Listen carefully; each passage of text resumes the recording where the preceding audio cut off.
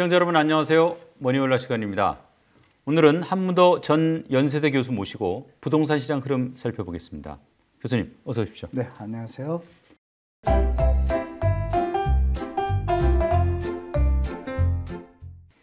요새 기사에 간간히 뭐 거래량이 는다, 강남은 뭐 가격이 다시 오른다, 네. 이런 기사가 나오는데 부동산 시장 뭐 회복이 되는 겁니까? 1월, 2월, 3월 예. 연속해서 거래량이 증가 추세였고, 근데 3월이 지금 받치지 못하고 있어요. 그러니까 1월 달에 1,400건대였는데 2월에 한 2,600, 700건 갔거든요. 예. 그러면 그 추세라면은 한 3,700, 800, 뭐 4,000 가야 되는데 3,000건 겨우 넘을똥 말똥이에요 지금. 근데 이제 4월도 지금 추세가 그냥 또 3,000대에서 머물 것 같아요. 그럼 그 수치가 예전에 비하면은 많이 올라오지는 못했어요. 여러분들이 아시는 그 잠실일대 엘리트 지역, 그 지역들이 엘스, 리센츠 뭐 다 할 거 없이 다시 또 한 1억씩 빠져가지고 거래가 됐습니다. 4월 초에. 그러니까 패턴이 약간 꺾이는 느낌이 들죠. 보합적으로. 그리고 이제 거래량이 계속 늘질 못하고 일부 지역들 많이 하락된 지역들만 개수가 늘었다가 정체고 나머지 이제 서초 강남 아까 말씀 주셨는데 서초 강남은 쭉 늘었다 갑자기 쭉 꺼집니다. 거래량이 많이 내려와 있어요. 그래서 1, 2, 3월에 비해서 아마 4월에는 거래량이 더 줄을 겁니다. 그런데 여기서 문제점은 매물이 더 많아졌다는 거예요. 강남뿐이 아니라 서울 전 지역이요.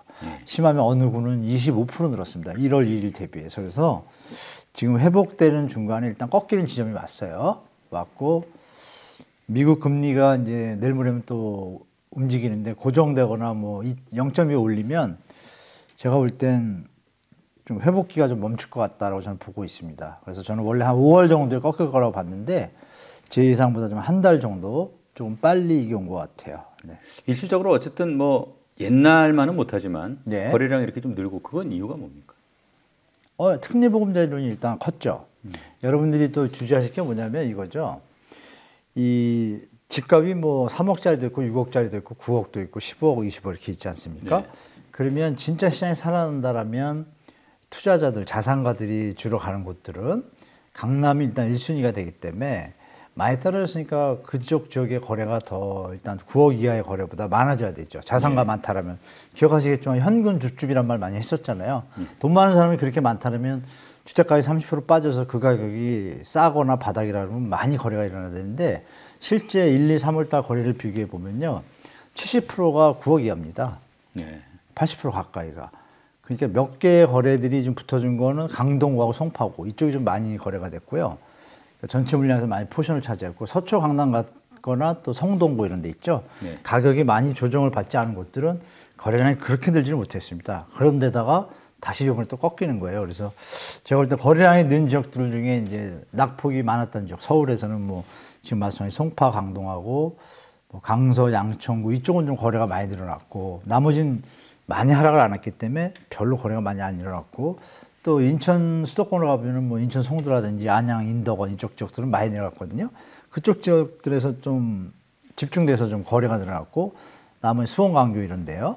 근데 나머지 거기 옆에 부분에 용인이라든지 이런 데 좀 안 떨어진 곳들은 또 거래가 많이 안 늘어났으니까 다 차별화되어 있기 때문에 지금 거래량이 늘어난 건 사실인 것이 일부 지역적으로 좀 한정돼 있다는 사실이 이제 보도에 많이 안 나왔죠.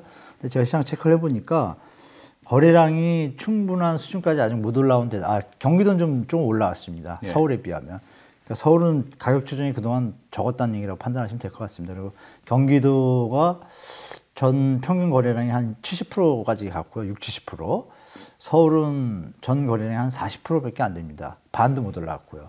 그리고 전국적으로 보면 전국적으로도 한 60, 70%까지 수준까지 올라왔고 많이 올라왔습니다. 그건 맞습니다. 예. 요즘 이게 거래량이 어느 정도 돼야 이제 부동산 시장이 좀 확실히 해빙이 됐구나 이렇게 생각할 수 있습니까? 대한민국 2006년부터 이제 거래량 집계를 정확하게 했고 그 전에도 하긴 했습니다. 그 건축물 대지집으로 하긴 했는데 2006년부터 벌써 뭐 해설 따지면 18년째 들어가잖아요. 17년째.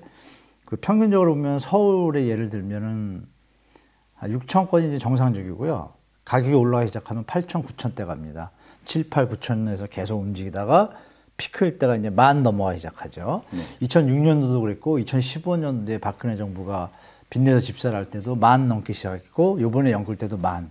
그럼 공통점이 뭐냐면 7, 8천을 유지를 몇 달 하다가 10,000대를 갔다가 횡보하든지 추가 상승했다 이제 조정받는 건데 지금 우리가 15,000건까지 갔었잖아요. 거기에 비하면은 6,000건, 한 6,200건이 평균이에요, 서울이. 근데 지금 3,000건대에서 머문다는 건 반토막 수준이기 때문에 역으로 말씀드리면 글로벌 금융위기 때 리먼 브라더스 터지고 나서 서울의 거래량이 8,000대에서 쭉 빠져가지고 2,000대로 내려왔습니다. 그때랑 박살 났을 때가 2,000대인 거죠. 그러니까 이게 기저효과가 있는 거예요. 박살 났을 때가 2,000대, 1,800대인데 지금 요번엔 소리 없이 내려왔는데 1,000대에서 2,000, 3,000이 되니까 많이 오른 거로 착각을 하는 거예요, 지금. 그래서 제가 말씀드린 게 이거는 힘이 약하다라고 이제 그래서 말씀을 드린 거죠. 그래서 혹 분들이 뭐 2배 늘어나 이런 게 의미가 없다라고 이제 제가 말씀드린 게 그런 이유입니다. 예. 교수님, 지금 부동산 완화 대책 중에 실제 이제 실시에 들어간 거, 네. 또 이게 아마 되면은 시장에 영향을 미치겠지만 아직은 뭐 안 풀리고 남아 있는 거, 한번 좀 정리 좀 한번 해주세요. 일단 대부분 다 던졌고요. 예. 던졌는데 이제 이 대책들 중에 이제 법이 통과돼야 시행되는 게 있고요. 시행령하고 시행 규칙만 고쳐도 되는 게 있습니다. 뭐 아시는 분은 아시겠지만 시행령이나 시행 규칙 사항들은 뭐 관계 기관이나 관계 부서에서 법 개정을 만들어서 올리면 이제 국무회의 거쳐서 대통령이 사인만 하면 바로 시행이 됩니다. 네. 그래서 그런 부분들이 이제 뭐 전매 제한 완화, 또 청약제도 추첨제 늘리는 거, 뭐 이런 부분들은 중도금 대출 규제 푼 거 이런 것들 뭐 다 중요한 건 다 풀었죠. 근데 이제 그 취득세 양도세 중과하고 취득세 감면 이런 것들이 있어요. 네. 세금에 관한 부분들은 이제 법을 고쳐야 되거든요. 근데 또 실거주 의무 조항이라는 게 있습니다. 그 대목도 법을 고쳐야 돼요. 그래서 우리가 기억하시겠지만 크게 떠오르는 규제 완화책 중에 말씀드린 전매 제한 완화, 분양 추첨제하고 중도금 대출 완화하고 실거주 의무 폐지가 컸어요. 이 네 개가. 네. 근데 실거주 의무가 왜 컸냐면 둔촌주공 예를 들면 이렇습니다. 둔촌주공에 지금 14억이 비싸다 싸다 하지만 만약에 오른다라고 가정을 하면 중도금 대출이 되지 않습니까? 그럼 계약금 2억 5천 내고 한 3억 정도 냈다 그러면 한 10억 정도 대출을 풀로 받는다고 치면 되니까 대출이요. 근데 그거 일시불이 아니잖아요. 나눠서 내지 않습니까? 네. 그럼 계산해 보면은 10억에 4%면 4천이에요. 1년 반 정도 잡으면 6천 정도 자기 돈이 투입이 되죠. 그런데 만약에 이 집이 1억 정도 올랐다 그러면 수익률이 40%고 2억이 오르면 150%가 되는 거예요. 그러니까 젊은 분이나 실거주의 목적이 아니라 투자할 수 있는 사람들이 할 수 있는 환경이 됐기 때문에 미분양이 낮지만 무순위 청약에서 사람들이 붙은 거예요. 그럼 그 붙은 사람들이 실수요 성격보다는 투자 성격이 많다는 거죠. 근데 거기에 핵심이 뭐냐? 실거주 의무 폐지 조항이에요. 근데 정부에서 대책은 던졌는데 지금 여야가 사이가 안 좋잖아요. 실거주 의무를 폐지를 했어야 입주할 시점에 전세를 놓던 매매를 할 텐데 그때 만약 실거주 의무 폐지가 지금처럼 여야가 계속 대치 국면이다는 법을 통과하기 힘들겠죠? 통과가 안 되면 그분들은 역으로 뭐라 그럴까요?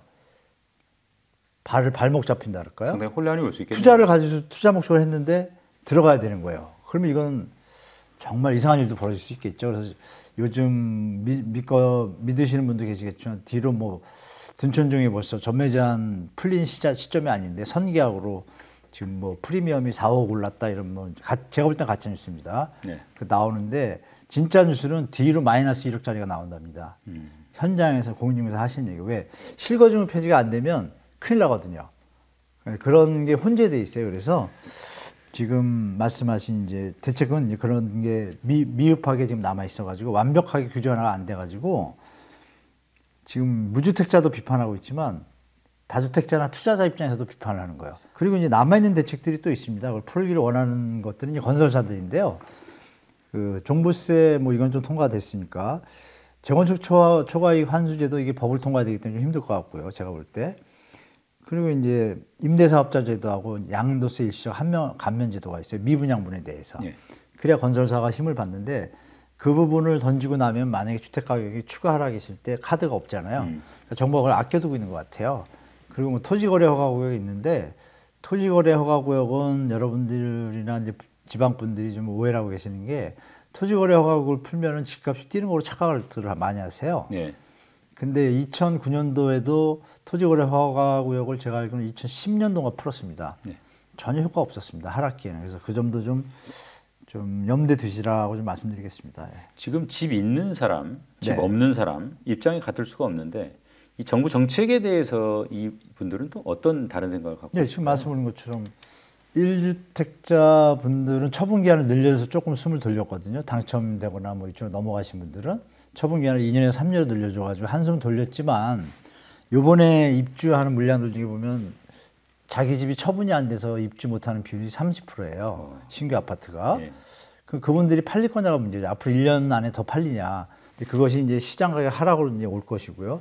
무주택자 입장에서는 왜 집값이 잘 내려가고 있는데 집값을 떠받치고 다주택자 투기성 정책을 던지냐고 비판이 많습니다. 네. 많지만 건설사나 또 투자자 입장, 또 갭 투자자 입장에서는 박수를 쳤죠. 처음에 쳤다가 이제 말씀드린 것처럼 이 대출이 한계가 있는 거예요. 중도금 대출은 풀어줬는데 신규 현장에 기존 주택에는 뭐가 없죠. 특례보금자리론 외에는 없는 거예요. 특례보금자리론이 또 대환 대출이 들어간 바람에 시장의 유효 수요를 인위적으로 만든 건데 거기에 한계가 있죠. 반토막이 난 거죠. 40조인데 실제 효과는 20조밖에 안 되니까 다주택자나 갭 투자하신 분들은 뭐 계산 빠르거든요. 예. 계산해 보니까 이거 시장 효과가 몇 달 못 가겠거든요. 그러다 보니까 시장에 매물이 더 나오는 겁니다. 아까 초반에 말씀드린 것처럼 이런 것들 이제 복합적으로 보시면 아 시장이 앞으로 올라간다는 사람보다 올라간다는 사람은 언론사들밖에 없습니다. 제가 볼 때 대부분의 언론사들이 자꾸 바닥 찍고 올라간다는데 그거는 뭐 그분들이 갭 투자했거나 뭐 건설사가 사주신 거는 이해가 되는데 그런 성향 때문에 기사 성향이 높은데 실제 시장을 제가 조사해 보니까 아 그렇게 돌아가고 있지 않더라라는 걸 좀 말씀드리겠습니다. 예. 이 지금 금리 아까 대출 말씀하셨지만 네네. 어쨌든 금리가 좀 하향세예요. 그러면 대출 받아서 집 사는 심리는 좀 살아날까요? 어떻습니까? 한계가 있는 거죠. 그러면 이제 금리를 내린 것이 쭉 이어지면 다행인데 그리고 그 3.6에서 최고 5.8이거든요. 신용도에 따라 많이 다른 거죠. 정확하십니다. 신용도가 1분 이상 좀 최고 높으신 분들이 3.6% 되고 그럴 텐데 그분들은 집을 다 샀잖아요. 그러니까 이거 눈 가리고 아웅인 거죠. 실제로 무주택자분들의 신용도가 나쁘다는 건 아니지만 대부분 4%는 기본이라고 봐요, 저는. 그러면 4, 5%니까 여전히 변동성이 없는 거죠. 만약에 말씀대로 그게 효과가 있었다면 지금 거래량이 제가 좀 아까 말씀드린 것처럼 4월에 더 폭발적으로 일어나야 되잖아요. 전혀 그런 움직임 시장이 없어요. 그래서 결론 나오죠. 아, 주택가격이 너무 비싸구나. 저는 뭐 다시 한번 말씀드리겠습니다. 근데 지금 우리 집값이 5년 새에 3배가 늘었단 말입니다. 근데 금리는 2배 반 올랐잖아요. 지금 부담이 예전에 대여섯 배예요. 여기서 무슨 주택시장이 더 유지되는 건 힘들다고 저는 보는 거고 말씀하신 것처럼 금리를 내려야 되는데 지금 오늘도 제가 알기로는 환율이 1,350원 넘은 걸 알아요. 지금 환율 변동성이 심각하기 때문에 국가 경제 운영하는 차원에서는 또 금리를 또 계속 저금리로 갈 수 없지 않습니까? 이런 복합적인 요인 때문에 지금 말씀 주신 뭐 금리가 인하되면 집값이 오를 거라는 어떤 추상적인 시나리오는 긍정적인 어떤 시장 친화적인 분들이 주장하시는 거고 금리 하나 갖고 움직이지 않는 건 다 증명됐잖아요. 노무현 정부 때 금리를 그렇게 올렸는데 3%에서 3.5였나요? 3.5에서 5%로 올렸는데 거의 2배죠? 집값은 2년 동안 계속 올랐잖아요. 그 이유는 집값이 적정한 가격이었고 소득이 그 금리보다 부담하는 것보다 더 소득이 늘 때예요. 결론적으로 지금도 똑같죠. 만약에 금리가 4%라도 소득이 8%씩 늘면 부담력이 2배 더 강화가 되잖아요. 그러니까 결론은 경제하고 연관되는데 금리 하나만 갖고 자꾸 젊은 층이나 이런 분들한테 혹세무민한 어떤 기사들은 제가 볼 때는 좀 자제해 줬으면 하는 바람이 좀 많이 있습니다. 예. 지금 미분양 아파트 추이는 어떻게 되고 있습니까? 10만 원까지 문제가 없다. 10만 원 되면 좀 정부가 도와준다. 이게 이제 기본적인 뭐 건설사들은 다 아는 얘기고요. 그래서 제가 볼 땐 현재까지 문제가 없는데 앞으로 올해 분양한 물량이 제가 알기로 원래 30만 5만 원이었는데 좀 안 좋다 보니까 지금 20만 5만 원으로 줄었거든요. 분양 계획이. 네. 이거 하고 나면 이제 미분양이 좀 늘겠죠. 그때 원래 대책이 나왔어야 되는데 너무 빨랐다. 뭐 이렇게 말씀을 드리겠습니다. 청약 시장 형편도 좀 알아보겠습니다. 네. 보니까 강북 한 아파트 같은 경우에 미분양 털기 위해서 뭐 35% 할인한 가격에 분양한다. 네네. 이거는 뭐 어떻게 해석해야 되는 거예요? 원래 10억짜리인데 15억에 분양을 한 거예요. 과도한 분양가였다고 판단이 되는 거죠. 결론적으로 말하면. 지금도 현장에서 나타나잖아요. 지금도 똑같은 지방인데 어디는 완판, 어디는 완패입니다. 네. 그건 이제 사업 시행자마다의 어떤 욕심에 따라 차등이 있겠죠. 결국 이게 가격입니까? 근데 결론은 싼 데는 완판되고 분양가입니다. 예. 소비자들이 받아들일 수 있는 적정한 분양가인 것이가 이제 결국은 시장을 방향성을 정하는 키워드가 되겠죠. 지금 뭐 집값이 과도하게 높은 건지 네. 적정한 건지 이제 기준도 궁금한데 그런 기준으로 볼 때 우리 집값은 뭐 어느 정도 수준으로 유지되는 게 좀 바람직한 건지 그런 게 좀 궁금하거든요. 기본적으로 여러분들이 느낄 수 있는 것은 이제 수요 공급 이론에서 가격이 너무 높으면 수요가 감소하지 않습니까? 예. 그 현상이 이제 2021년도 말부터 이제 실제로 대한민국에 나타났고요. 거래량이 아무런 이유 없이 그냥 감소하기 시작했거든요. 그리고 이제 금리 인상하기 전에 이미 거래량이 최악으로 내달았고 금리 인상이 겹치면서 더 이제 바닥으로 간 건데요. 그게 이제 사람들의 심리의 어떤 흐름을 말씀드려 주는 거. 그러니까 수요가 급감하는 건 가격이 높다라는 방증이고요. 지표로 들어보면은 이제 우리가 알고 있는 PIL 지수가 있죠.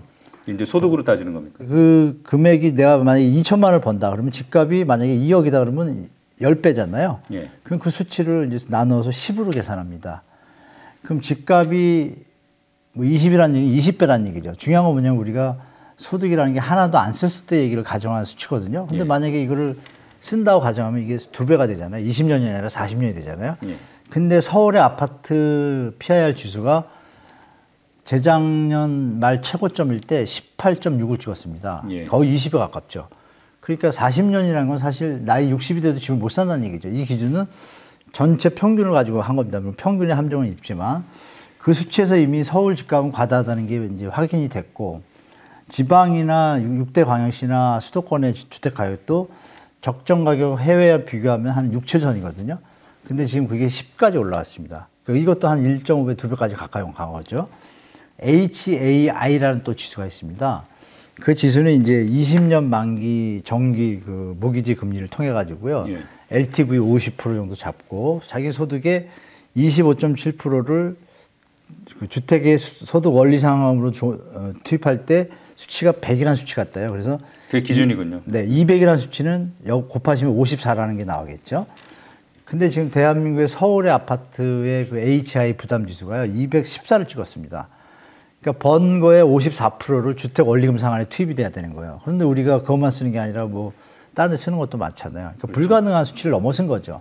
그래서 거래량 급감으로 떨어진 거고 그 와중에 미국의 금리 인상이 트리거 역할을 더 하다 보니까 지금 이것이 뭐 일시적으로 하락한다고 보시는 분들은 이제 제가 볼 땐 너무 성급한 판단인 거죠. 제가 볼 땐 이미 과도한 주택 가격이 올라섰고 그것이 이제 조정 국면에 들어간다. 그리고 또 한 가지 지표가 또 하나 있죠. 가처분 소득 대비 가계부채 비율이라는 게 전 세계적으로 다 나오거든요, 데이터가. 근데 미국이 한 141대, 그리고 일본이 137대, 다른 지표들도 공통적으로 거의 비슷해요, 대한민국이. 그때 버블 터졌거든요. 예.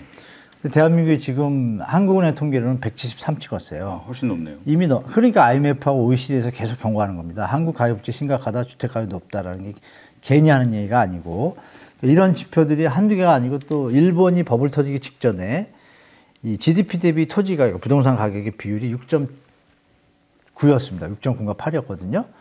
근데 우리 지금 6.7이에요. 거의 쫓아왔어요. 그러니까 한두 가지 지표들이 똑같은 방향성을 가리키고 있는 게 아니라 대부분의 지표들이 같은 방향을 가리키고 있어요. 꼭지라는. 그러니까 제가 볼 땐 그래서 제가 뭐 2, 3년 전부터 이건 완전 꼭지라고 계속 말씀을 드리는 거고 그 조정의 폭을 봤을 때 우리는 학습 효과가 있어 그런지 지금 떨어졌다 일시 반등했잖아요.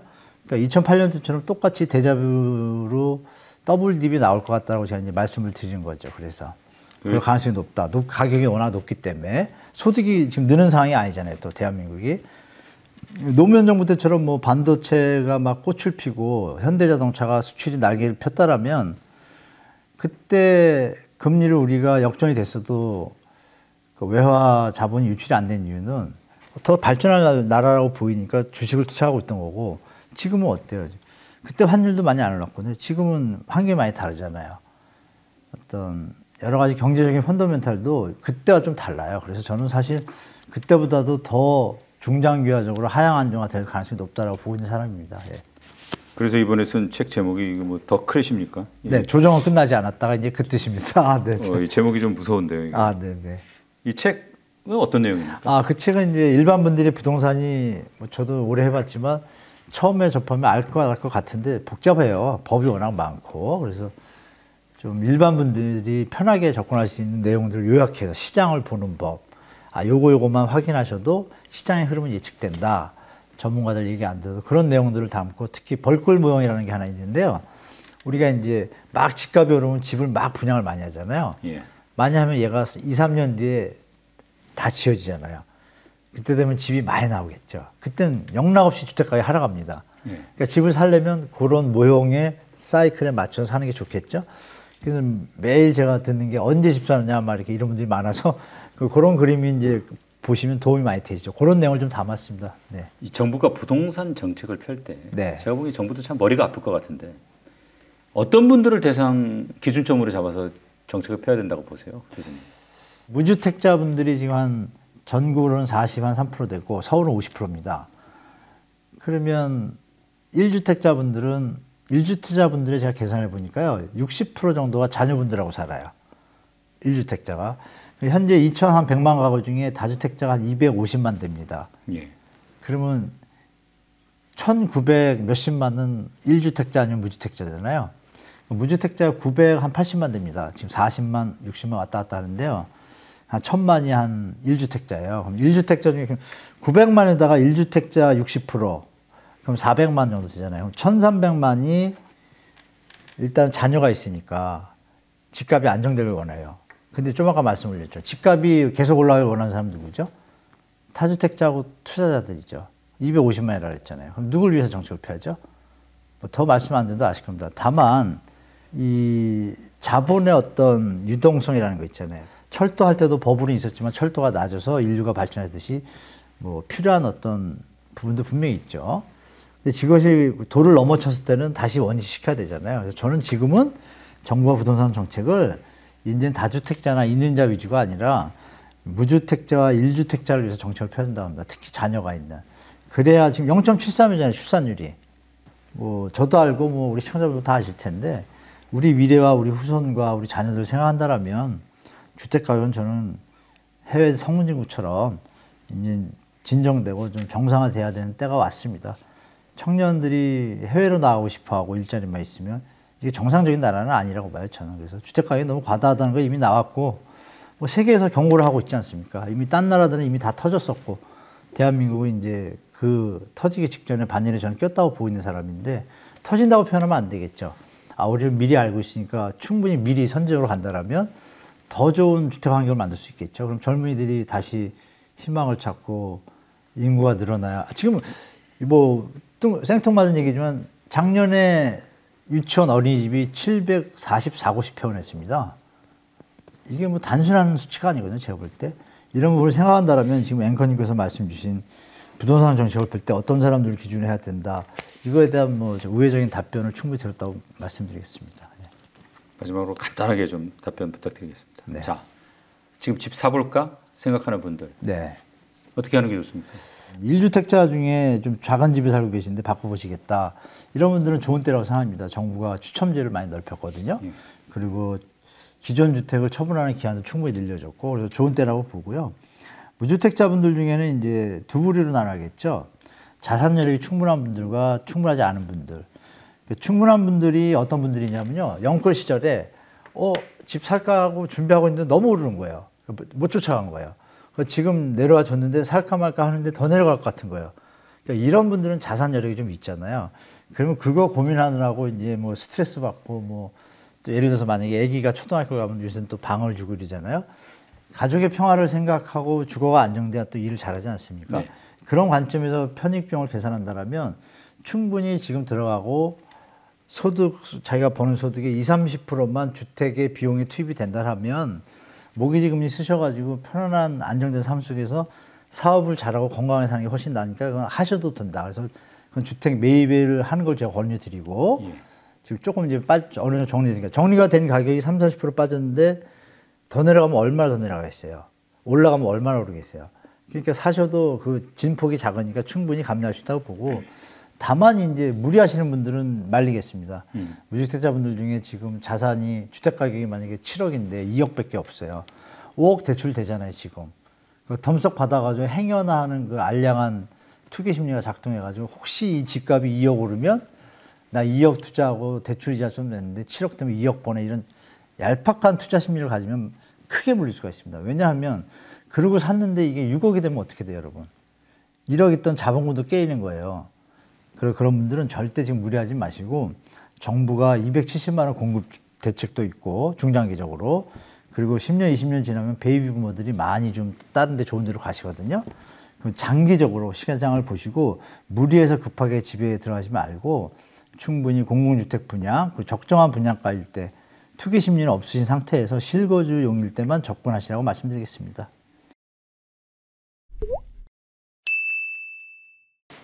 교수님, 요새 전세 사기 네, 온통 신문 머리 기사를 차지하고 있어요. 맞습니다. 예. 이 피해 규모가 얼마나 되는 건지, 상황이 얼마나 심각한 건지 좀 궁금하거든요. 일단 인천 미추홀과 지금 이제 다 부가투사 알고 계실 텐데요. 거기만 제가 알기로는 2,000세대 좀 가까운 곳이 한 2천억 정도 이상, 3천억까지 예상하고 있고 이제 밝혀진 건 현재 경찰 수사로는 한 2,200억까지 나왔고요. 근데 미추홀구만 볼 것이 아니라 사실 그 뒤로 뭐 대전, 뭐 부산 할 것이 계속 나오잖아요. 근데 그거를 어느 국회의원인가 방송국에서 미리 체크한 수치를 제가 봤는데요. 네. 전국에 그러니까 이제 전세가율이 좀 높은 지역 있지 않습니까? 그 지역을 좀 체크해가지고 자금 조달 계획서 뭐 이런 거 체크해가지고 미리 추산한 어떤 데이터를 좀 본 적이 있는데요. 네. 공영방송이었던 것 같은데 거기서 추산하는 게 만약에 다 터진다 그러면은 2023년 말 4년 한 상반기까지 1조 한 3천억까지 예측을 하더라고요. 예. 그러니까 사실 좀 큰 문제죠. 그래서 제가 볼 땐 심각한 건 분명하다. 이것은 이제 이제서야 이제 공론화된 게 그나마 조금 안타까운 어떤 선택하신 분들 덕분에 이게 이제 사회 여론이 일어나면서 그나마 지금이라 늦었지만 다행이라고 생각합니다. 예. 이게 이제 사실상 문제가 분명히 될 거라고 생각하고 이런 일이 벌어진 것도 물론 문제지만 네. 사실은 그런 거랑 전혀 관계없이 예를 들어서 임대차 3법 이후에 갑자기 뭐 전세가가 치솟아 가지고 네. 비싸게 들어갔는데 이제 그 다음에 집값이 떨어져 가지고 맞아요. 결국은 이제 우리가 흔히 얘기하는 깡통 전세가 돼 네네. 버리고 이런 게 뭐 한두 곳이 아닐 텐데 이게 그렇죠. 어떻습니까? 이게 뭐 결국 시간 문제일 뿐입니까? 어떻습니까? 이건 뭐 저도 작년부터 말씀을 드렸었는데 역전세는 날 거라고 본 것처럼 똑같은 결론이죠. 역전세가 났는데 만약에 주인이 보증금을 돌려줄 능력이 안 되거나 문제가 생기면 당연히 지금 이런 사고가 나는 거죠. 예. 근데 더 나쁜 것은 이제 의도적으로 사기 행위를 한 사람들은 정말 건질 수 있는 게 한 푼도 없는 경우도 많지 않습니까? 그래서 진짜 이건 사회 범죄인데 이게 이제 뭐 법의 어떤 사각지대를 활용해 가지고 안 좋은 사람들이 안 좋은 일을 했는데요. 제가 볼 때는 이 터지는 건 뭐 시간의 문제가 아니라 그냥 원래 프로세스에 들어있던 겁니다. 근데 정부가 이제 대책을 작년 빌랑 사건 때 좀 더 신중하게 생각해야 되는데 이쪽 부분보다는 사실 항상 약자에 대한 법이나 관리에 대해서는 좀 정치하시는 분들이 좀 약하잖아요. 좀 뭐 진짜 온 뭐 정신을 기울여서 하시는 건 제가 보지 못했고 그게 이제 결국 터져가지고 지금 정치권이든 정부든 지금 곤욕을 치르고 있는데요. 임대차 사법도 분명히 한몫을 했는데 저는 그 원인을 들여다보면 그 전세 대출입니다. 그 사고가 주택도시보증사 2015년도에 설립이 됐는데요. 그 전에는 이렇게 사고가 많지 않았어요. 전세 대출이 나오면서 전세 가격이 올라간 데다 거기다 또 말씀 주신 임대차 3법으로 또 올라갔잖아요. 이게 이중으로 이게 집가격 거품이 된 거예요. 제가 볼 때. 그 상태에서 이제 이것을 활용한 전세 대출을 활용한 이게 사기라고 보거든요. 저는. 그래서 사실 이거는 이미 수순에 우리가 2021년도 말이 피크였거든요. 전세 가격이. 2021년도 말이 피크였고 2022년 상반기로 가면서 약간 진정됐어요. 예. 그럼 2022년도에 계약한 분들은 만기가 언제예요? 2024년이거든요. 그러니까 올해 한 해 계속될 거라고 보고 저는 최악의 경우는 내년 상반기까지 이어질 거다 이것이. 그나마 이게 대책이 나와서 좀 낫다고 생각합니다. 예. 지금 정부가 뭐 매입해서 임대하겠다. 네네. 뭐 경매할 때도 우선권을 주겠다. 뭐 저리로 대출해 주겠다. 이런 대책들을 네네. 내놨어요. 네. 효과가 좀 있을 걸로 보십니까? 어떻습니까? 네, 일단 일시적인 처방은 된다고 봅니다. 일시적인 처방은 근본적인 처방은 안 되지만요. 일단 우선 매수권 제도의 어떤 뭐 결함들은 다 있습니다. 완벽하지 못해서 추진하면서 할 수 있는데 사실 정부가 손을 놓는다면 더 위험이 크겠죠. 그러나 그나마 이제 정부가 매입해서 임대하겠다. LH에서 이미 예산이 있거든요. 몇 조. 그걸 투입하면 되는데 그 금액의 문제점이라는 세사 문제도 있습니다. 예를 들면 LH는 지침에 2억 이하의 주택이 이렇게 한정되어 있는데 3억인 주택의 보증금이 만약에 2억 이천이다. 그럼 못 되거든요. 예. 이런 부분들을 다 디테일하게 바꿔야 되는데 좀 시간이 걸릴 것 같고 일단 방향성은 정해진 것 같고 우선 매수권도 문제가 뭐냐면 매수권을 주면 사면 뭐예요? 돈이 있어야 되지 않습니까? 근데 그걸 다시 대출 받아야 되거든요. 그 경매 피해자가. 그리고 또 여기서 문제는 또 이미 낙찰된 분들 있잖아요. 예. 그럼 그분들은 구제를 안 하고 이분들은 구제가 되잖아요. 또 형평성 문제도 있고 이런 조금 풀어야 될 숙제들은 있지만 근본적인 대책은 아니지만 일단은 이 급한 불은 꺼야 될 거 아니에요. 불이 났으면. 불은 일단 껐다고 보는데 그 다음에 이제 어떻게 이제 처리 나가자가 좀 숙제라고는 하는데 제가 볼 때는 일단은 우선 매수권도 잘한 제도고 원래 다른 공공임대건설이나 매입임대 사업자 이런 데 있었습니다. 우선 매수권이. 네. 여기까지 확대한 거 잘했다고 생각합니다. 그래서 이 정책은 좀 더 구체화시키면 도움이 될 것 같습니다. 자, 이제 더 이상 이런 문제가 없기를 바라는 차원에서 네네네. 자, 이번에 특히 문제가 된 인천 미추홀 예. 이 수법이 어떻게 되는 겁니까? 뭐 한마디로 이런 표현이 적절하냐면 짜고 치는 고수도 예. 그거를 뭐 대놓고 한 것이 아니라 미리 다 사전에 저는 공모했다고 봐요. 그 업자와 공인중개사와 금융기관도 꼈다고 저는 개인적으로 보고 있습니다. 네. 뭐 이런 부분들을 제가 들은 얘기가 있는데 이 얘기를 들으면 이해가 되실 거예요. 은행들이 은행은 예대 마진으로 수익을 창출하고 운영하지 않습니까? 예. 그럼 대출을 많이 해야 은행이 수익이 많이 나잖아요. 근데 이제 정부의 그 전세대출 제도를 활용 내지는 악용해서 가짜 거래를 하나 만들어 놓으면 대출 금액이 올라가잖아요. 네. 그럼 어느 지점에서 지점장이 대출 액수를 올리는데 10집을 갖다 20%씩 올리면 120집, 실적이 120%로 올라가잖아요. 그런 또 욕구도 있습니다. 대출 점수가 많아야 점수가 올라가 인사고가 좋아지잖아요. 그런 제가 정보도 받았거든요. 솔직히 제보를. 그러니까 온갖 그 자본주의에 물든 사람들의 탐욕이 조직적으로 움직여가지고 한 예가 미추홀 수법이라고 보시면 됩니다. 공인중개사부터 해서 업자부터 바지부터 다 껴가지고 이거는 뭐 전형적인 뭐 조직적인 저라고 보시면 됩니다. 예.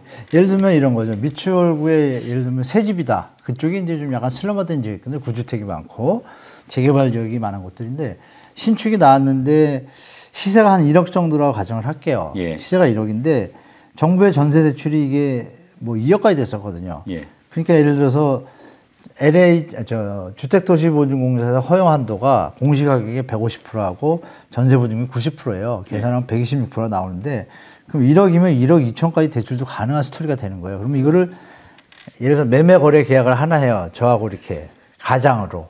그럼 이게 2억이 되잖아요. 거래가. 그럼 실제는 1억인데 2억으로. 네. 예. 2억으로 매매 시세가 하나 잡히면 이걸 가지고 임차인을 뒀을 때 전세 대출을 신청할 때 금액이 1억 8천까지 되니까 예. 자연스럽게 1억 8천의 집값으로 오르는 거예요. 이게 이제 계속 업이 댕겨서 이제 2, 3억 돼서 올라가는 게 주로 이제 사고가 돼서 3억 이하에서 나는 거거든요. 한도가 전세가 그쪽이니까.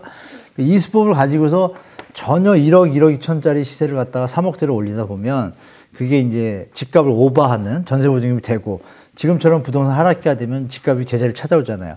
그러니까 이게 깡통 전세로 바뀌는 순간부터 이제 일이 터지기 시작하는 겁니다. 그렇다고 하면은 저는 그러니까 이거를 전세 사기라고 하는 게 맞냐라는 이제 생각을 했는데 네. 그게 만약에 맞다 그러면 정말 이게 사기네요. 근데 저는 조직적인 사기라고 저는 개인적으로 보고 있습니다. 뭐 저희 천안에서 그 오피스텔 그 부분은 뭐 자기들이 그냥 사서 집값 오를 거라 생각하는데 전혀 아닙니다. 부동산 저도 30년을 해봤는데 1층 부동산 분들 다 얘기를 들어보면 그거 다 압니다. 다 심증 가나 물증이 없다 그러는데 찾으면 물증 나옵니다. 제가 볼 때 포렌식 뭐 그런 거 있잖아요.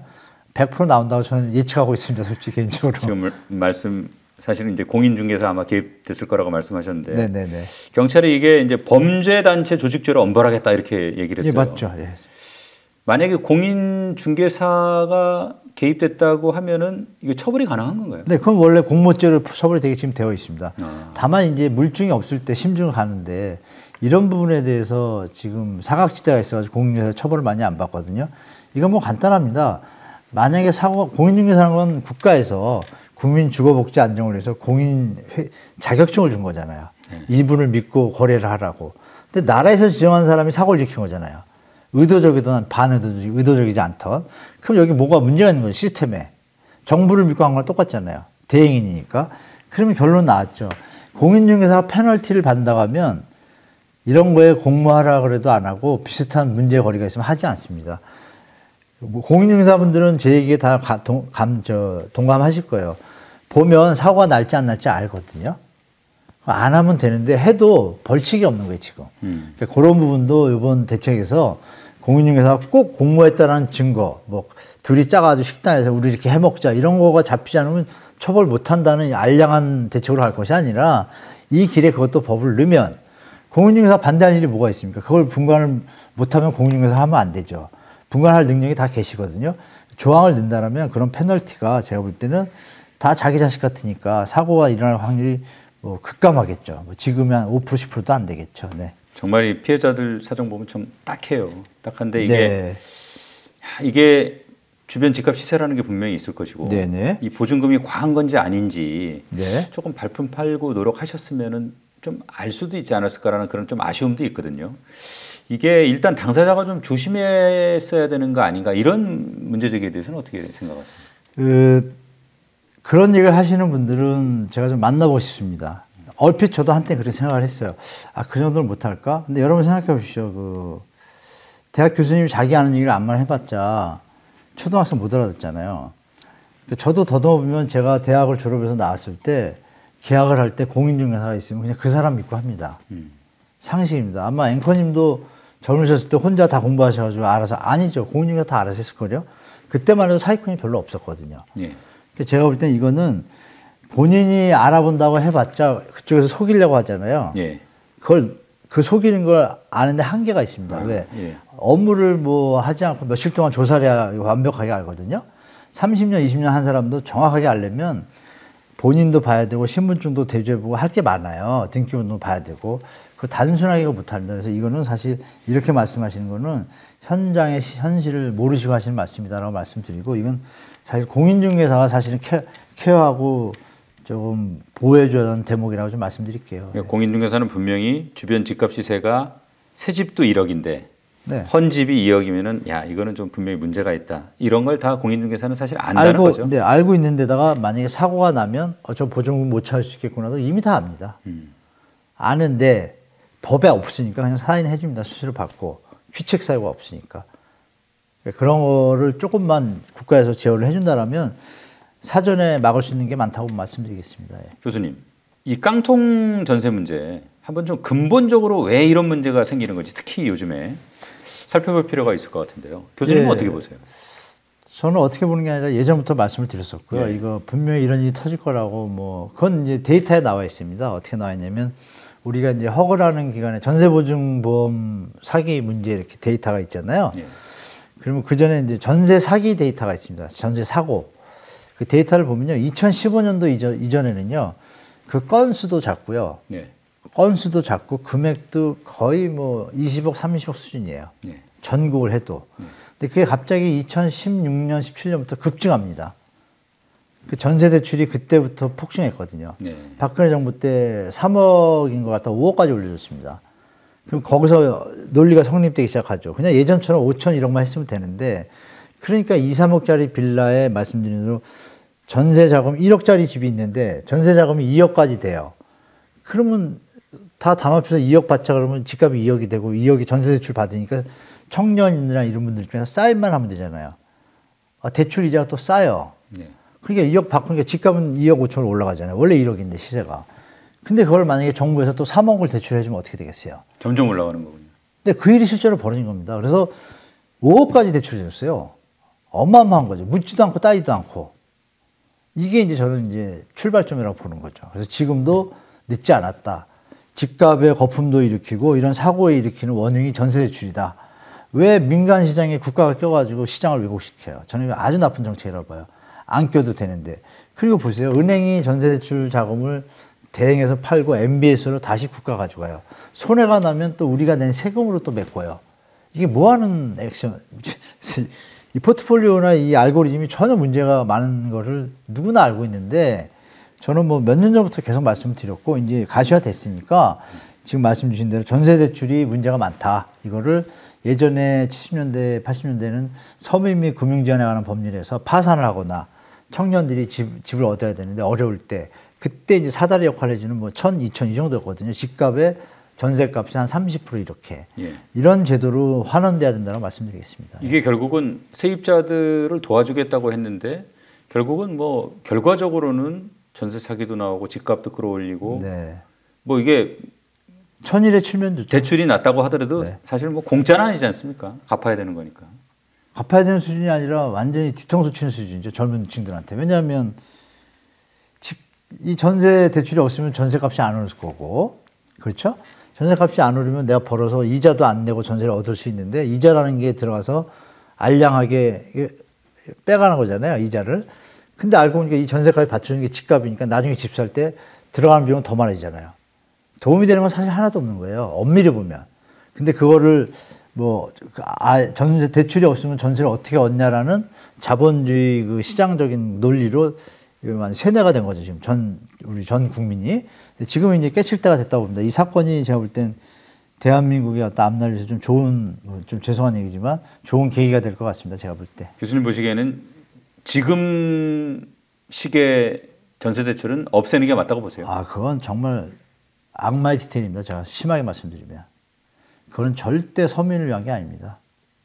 금융기관과 기득권을 위한 정책입니다. 100%.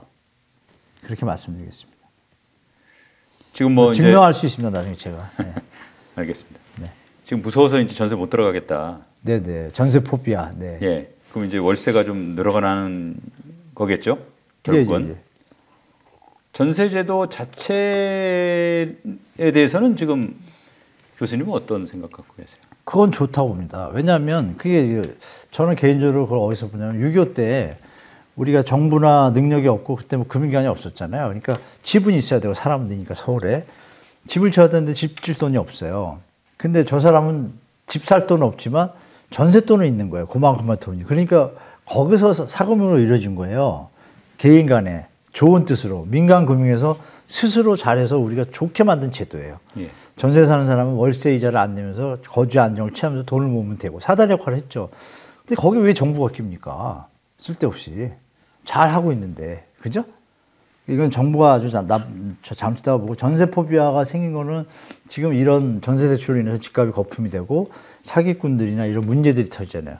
집값이 하락해도 그냥 거기서 살 수 있었단 말이에요. 예전에는 쉽게 말하면. 언젠가 집값이 다시 오르니까. 지금 투자와 투기 이게 시간이 어떤 순환이 너무 빠르다 보니까 이런 문제가 사회 문제가 되는 거죠.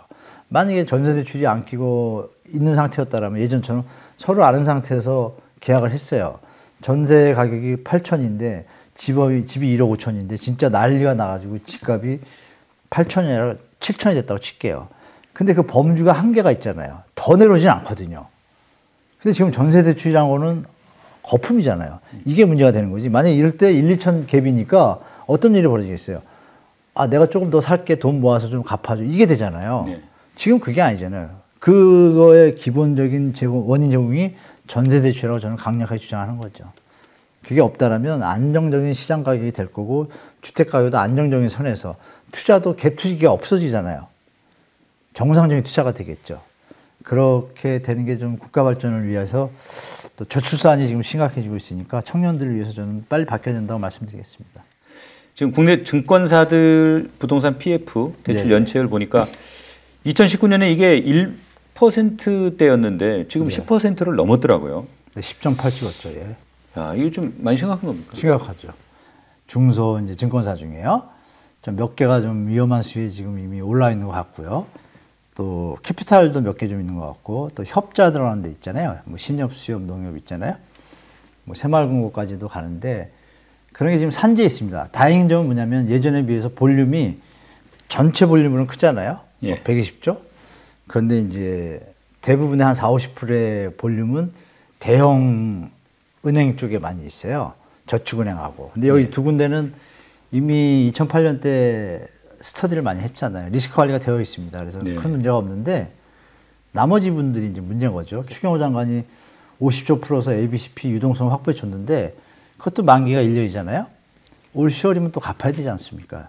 10월 안에 어떤 현장들이 처리가 돼야 되는데 지금 시장 상황을 보면 쉽게 처리되는 상황 느낌은 잘 안 오잖아요. 그래서 조금 보수적인 관점으로 시장을 바라보셔야 되겠다고 좀 말씀드리겠습니다. 이 부동산 PF 중에는 특히 어떤 형태의 그 부동산이 지금 좀 문제가 더 많습니까? 네, 맞습니다. 근데 브릿지론 형태가 제일 위험하고요. 그리고 그냥 본 PF 중에서는 비주거용, 상업용이죠. 쉽게 말하면. 예. 뭐 사례를 제가 하나 말씀드리면 이해되실 겁니다. 코로나 전에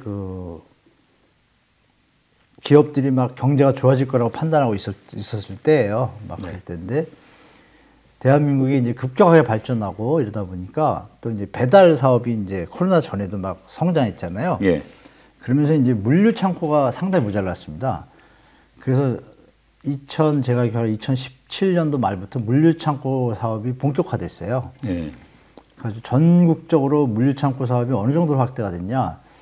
각 부동산 관계되는 대학이나 학회에서 세미나를 열 정도였어요. 그 정도로 가까운 황금알을 낳는 거위라고. 이 금융기관이 PF 사업이 황금알을 낳는다고 하는데 그 와중에서도 황금알을 낳는 게 이제 물류창고 사업이었습니다.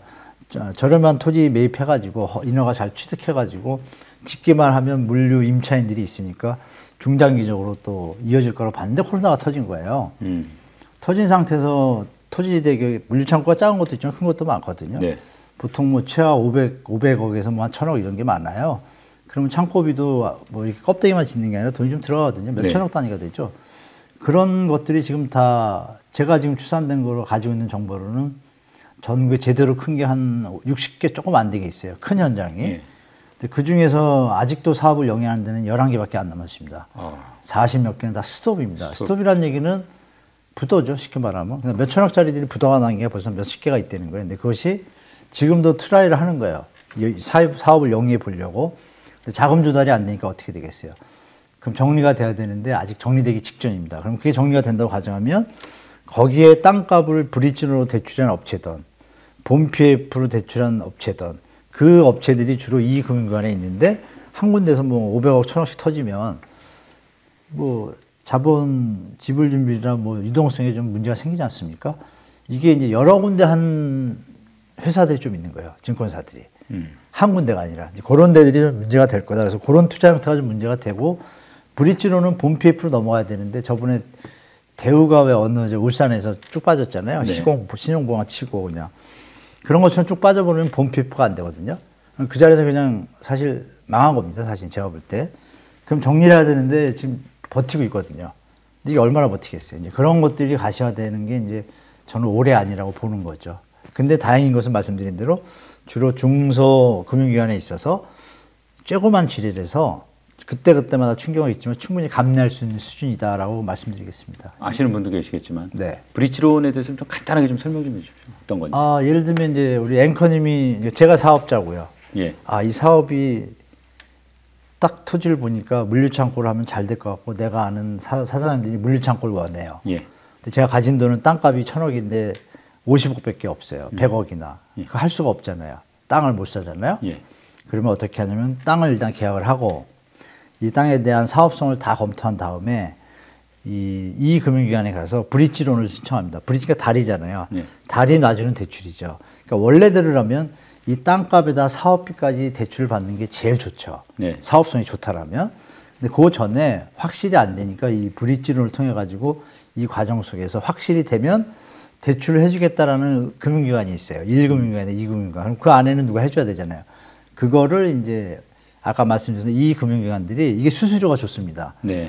빌려주면 1년 정도나 2년 안에 땅을 계약을 하고 이 땅값을 대주잖아요. 완불하면 토지 소유권이 넘어오니까 인허가가 가능하잖아요.